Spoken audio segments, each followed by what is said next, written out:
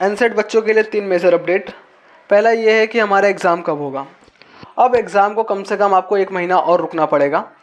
अब वो लोग नया क्वेश्चन पेपर बनाएंगे एनटीए वाले, उसके बाद में फिर आपका सेंटर डिसाइड होगा, फिर आपको एडमिट कार्ड आएगा, उसके बाद कहीं आपका वापस एग्ज़ाम होगा। उस एग्ज़ाम में जो ग्लिच हुआ था वो क्यों ग्लिच हुआ था उसका सॉफ्टवेयर सही करने में समय लगेगा। तो कम से कम मान के चल सकते हो कि आपका एग्ज़ाम लास्ट ऑफ जुलाई तक हो जाना चाहिए।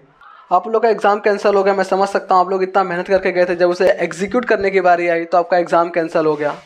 बहुत ज़्यादा बुरा लगा मुझे भी सुन के, पर अब क्या कर सकते हैं। अब इस चीज़ को लेकर बैठे तो नहीं रह सकते हम लोग। अब फिर से प्रिपरेशन करेंगे, 1 महीने बाद फिर एग्ज़ाम होगा, फिर से एग्ज़ाम देंगे। आप ये मान के चलो ना कि जो आप एग्ज़ाम देने के लिए गए थे ना, वो आपको डेमो था।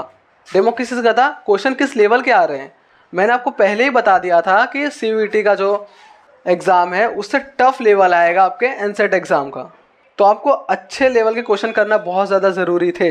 जो बच्चों ने अच्छे लेवल के क्वेश्चन करके गए थे, कॉन्सेप्ट अच्छे से रिवाइज कर गए थे, उनसे क्वेश्चन बन रहे होंगे एनसेट में भी।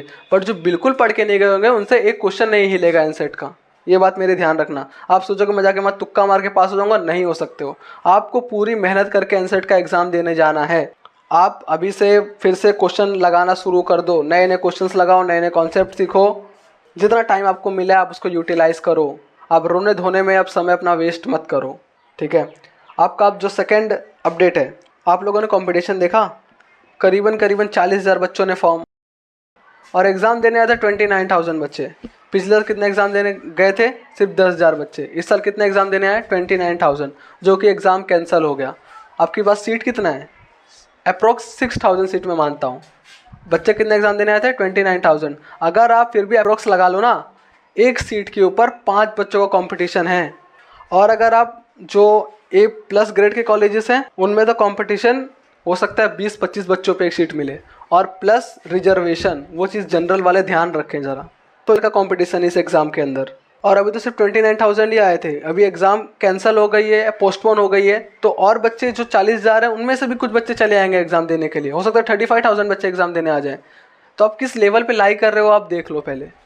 मैं फिर से बोल रहा हूँ, प्रैक्टिस करो, अच्छे क्वेश्चन पेपर लगाओ। फ्री के चक्कर में मत पढ़ो कि मेरे को फ्री का मॉक पेपर मिल रहा है, आप उसको लगा के सोचोगे मेरे अच्छे मार्क्स आ जाएंगे, तो बहुत मुश्किल होने वाली है।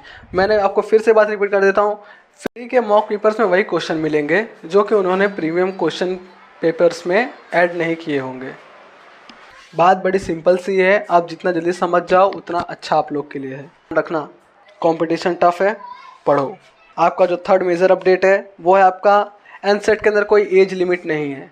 आपने देखा होगा ग्रेजुएशन वाले भी एग्ज़ाम देने के लिए आए थे, तो उन्हें तो आपसे ज़्यादा एक्सपीरियंस है। आप ज़्यादा से ज़्यादा अभी 12th पास हो गया, ड्रॉपर हो गए, पर आपसे ज़्यादा एक्सपीरियंस उनको है, तो वो ज़्यादातर चांसेस है कि वो एग्ज़ाम क्लियर करके ले जाएँ। बट हाँ, अगर आप अच्छे से पेपर सॉल्व करके आओ, पेपर्स लगाए हैं, अच्छे क्वेश्चंस लगाए हैं, कॉन्सेप्ट सीख के गए हो, तो आपको भी इक्वल अपॉर्चुनिटी मिलेगी उसके अंदर। अगर आप टाइम पास करोगे, आपको एनसेट के किसी भी कॉलेज में एडमिशन नहीं मिलेगा, फिर आपको सीट नहीं मिलेगा एनसेट के अंदर। इसके लिए अभी भी आपके पास टाइम है। आप लोग पढ़ो, जो हो गया वो हो गया। फिर से प्रिपरेशन करो, फिर कॉन्सेप्ट लगाओ, क्वेश्चंस लगाओ, अच्छे लेवल क्वेश्चंस लगाओ, एग्ज़ाम दो। एग्ज़ाम तो आपकी फिर होगी ही होगी, ठीक है। और मेरे आर्ट्स वाले बच्चों के लिए आज शाम तक आज मॉक पेपर लॉन्च हो जाएगा। आप लोग उस मॉक पेपर को सॉल्व कीजिए, काफ़ी अच्छी क्वालिटी के क्वेश्चंस रखे हैं मैंने। तो ये वीडियो कैसी लगी कमेंट सेक्शन में ज़रूर बताना। Thank you.